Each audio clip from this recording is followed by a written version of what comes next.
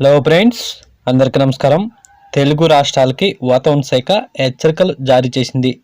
తరుముకొస్తున్న తుఫాన్ ముప్పు.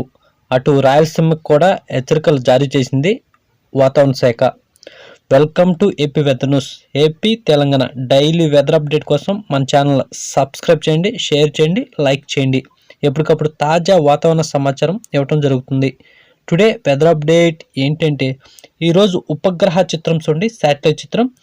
ఈరోజు శాటిలైట్ అంచనాలు గమనిస్తే ఇవాళ కోస్తాంధ్రలో అక్కడక్కడ తేలికపాటి మేఘాలు వచ్చే అవకాశాలు ఉన్నాయని వాతావరణ శాఖ తెలిపింది. ఇదిలా ఉంటే రాబోయే 4-5 రోజుల పాటు తెలుగు రాష్ట్రాల్లో ఉష్ణోగ్రతలు తగ్గుముఖం పట్టే అవకాశాలు ఉన్నాయని, ఈ నెల 26 నుండి వర్షాలు మొదలయ్యే అవకాశాలు ఉన్నట్టు వాతావరణ శాఖ తెలిపింది. ఇదిలా ఉంటే దక్షిణ మధ్య బంగాళాఖాతంలో నవంబర్ 23వ తారీఖున భారీ అల్పపీడనం ఏర్పడే అవకాశం ఉందని, ఈ అల్పపీడనం మరింత బలపడి 26-27వ తారీఖు కల్లా తుపానుగా మారే అవకాశాలు ఉన్నట్టు వాతావరణ శాఖ తెలిపింది. ఇది తీవ్ర తుపానుగా కూడా మారే అవకాశాలు ఉన్నాయని, ఇది తమిళనాడులో కానీ అటు దక్షిణ కోస్తాంధ్రలో కానీ తీరం దాటే అవకాశాలు ఉన్నాయని, మరో 2 రోజుల్లో ఇది ఎక్కడ తీరం దాటేది స్పష్టత వచ్చే అవకాశాలు ఉన్నాయని, ఎక్కువ శాతం నెల్లూరు, చెన్నై సమీపంలో తీరం దాటే అవకాశాలు ఉన్నట్టు వాతావరణ శాఖ తెలిపింది. దీని ప్రభావంతో నవంబర్ 26 నుండి అటు కోస్తాంధ్ర, రాయలసీమ జిల్లాలో చాలా చోట్ల మోస్తరు నుండి భారీ వర్షాలు, కొన్ని చోట్ల అతి భారీ వర్షాలు కూడా నమోదే అవకాశాలు ఉన్నాయని వాతావరణ శాఖ తెలిపింది. ఇదిలా ఉంటే అటు రైతులు నవంబర్ 25 లోపల వరి కోతలు పూర్తి చేసుకోవాలని, లేకపోతే తీవ్ర నష్టం వాటిల్లే అవకాశాలు ఉన్నట్టు వాతావరణ శాఖ తెలిపింది. ఇది తీరం దాటే సమయంలో గంటకు 110 నుండి 120 కిలోమీటర్ల వేగంతో బలమైన గాలులు వీచే అవకాశాలు ఉన్నట్టు వాతావరణ శాఖ తెలిపింది. ఇదిలా ఉంటే నవంబర్ 26 నుండి ఇటు దక్షిణ కోస్తాంధ్ర జిల్లాలైన అన్నమయ్య, చిత్తూరు, తిరుపతి, నెల్లూరు, మదనపల్లి జిల్లాలో చాలా చోట్ల ఓ మోస్తరు నుండి భారీ వర్షాలు, కొన్ని చోట్ల అతి భారీ వర్షాలు కూడా ఇటు దక్షిణ కోస్తాంధ్ర జిల్లాలో నమోదే అవకాశాలు ఉన్నాయని వాతావరణ శాఖ తెలిపింది. అటు రాయలసీమ విషయానికి వస్తే రాయలసీమ జిల్లాలైన కడప, కర్నూలు, నంద్యాల, పులివెందుల, బళ్ళారి, అనంతపురం, సత్యసాయి జిల్లాలో కూడా చాలా చోట్ల ఓ మోస్తరు నుండి భారీ వర్షాలు, కొన్ని చోట్ల అతి భారీ వర్షాలు కూడా రాయలసీమ జిల్లాలో నమోదే అవకాశాలు ఉన్నాయని వాతావరణ శాఖ తెలిపింది. ఇదిలో ఉంటే ఇది దిశ మారి దక్షిణ కోస్తాంధ్రలో తీరం దాటితే మాత్రం ఏపీ వ్యాప్తంగా విస్తారంగా వర్షాలు నమోదే అవకాశాలు ఉన్నాయని వాతావరణ శాఖ తెలిపింది.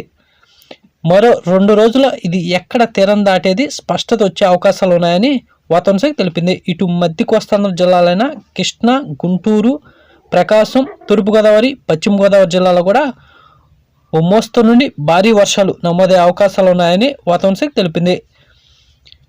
ఈ వర్షాలు నవంబర్ 26 నుండి మొదలై డిసెంబర్ 1-2 తారీఖుల వరకు కొనసాగే అవకాశాలు ఉన్నాయని వాతావరణ శాఖ తెలిపింది. ఇటు ఉత్తర కోస్తాంధ్ర జిల్లాలైన విశాఖపట్నం, మన్యం, అల్లూరి, విజయనగరం, శ్రీకాకుళం జిల్లాలో కూడా ఓ మోస్తరు నుండి భారీ వర్షాలు నమోదే అవకాశాలు ఉన్నాయని వాతావరణ శాఖ తెలిపింది.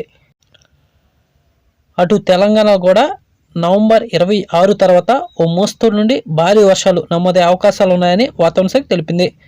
ఇదిలా ఉంటే తెలుగు రాష్ట్రాల్లో ఉష్ణోగ్రత చూస్తే తెలంగాణలో రాత్రివేళ మినిమం 20 డిగ్రీల సెల్సియస్ నమోదవగా, ఏపీలో కూడా మినిమం రాత్రిపూట 21 డిగ్రీల సెల్సియస్ నమోదైనట్టు వాతావరణ శాఖ తెలిపింది.